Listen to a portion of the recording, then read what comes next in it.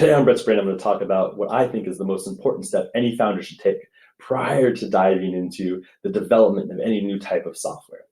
So you're an entrepreneur, you got this great idea, and you want to dive in and start building. Unfortunately, that can cost a lot of time, it can cost a lot of money, and there's a ton of uncertainty. Not to mention that you oftentimes have a lot of miscommunication with the dev shop that you're using or even your in-house development team. It's a really hard thing to do to communicate what you want to build. It's hard to communicate what's in your head to developers or to a dev shop, even if you're using some sort of project manager. And that leads to frustration. And honestly, it's not really anybody's fault. In most cases, people are really trying their best. And on top of that, you often think you have to build this huge thing before you can show it to consumers. And so by the time you've built it, you've spent all this money and taken all this time, and consumers don't even like all of it.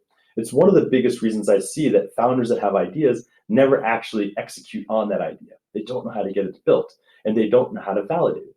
So rather than diving right in, what you should do as a founder is you should build a wireframe. It's a really simple solution, it's really cheap, and it can be really quick, and you don't have to be technical to do it. All a wireframe is it's like a blueprint for a software project. There's a ton of free platforms out there that you can sign up for, even pay for, and you can get really, really great drag and drop, click and drop features where you can build this blueprint that's clickable. It'll look ugly, it'll look dirty, and that's okay. You don't want it to be fully designed. But what it allows you to do and what it forces you to do as the idea person is take your idea out of your head and put it down basically on paper. You can make it clickable. You can have, this is what the front looks like. If you hit this button, it goes here. And honestly, it's a great practice because it forces you to think through your idea. It forces you to think through how things interact with each other, what the consumer is going to go through when they're on your app or on your website. It's also much easier to hand that to a developer and say, hey, this is what we want, kind of. Here's the features we want. Here's how it's all going to work together for them to give you accurate cost predictions, accurate time predictions.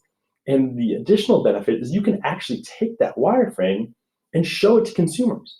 It's clickable, it's usable. They're not going to be able to buy something off of it, but you can see how they interact with it. You can see the features that they are drawn to and what buttons they click and which ones they aren't.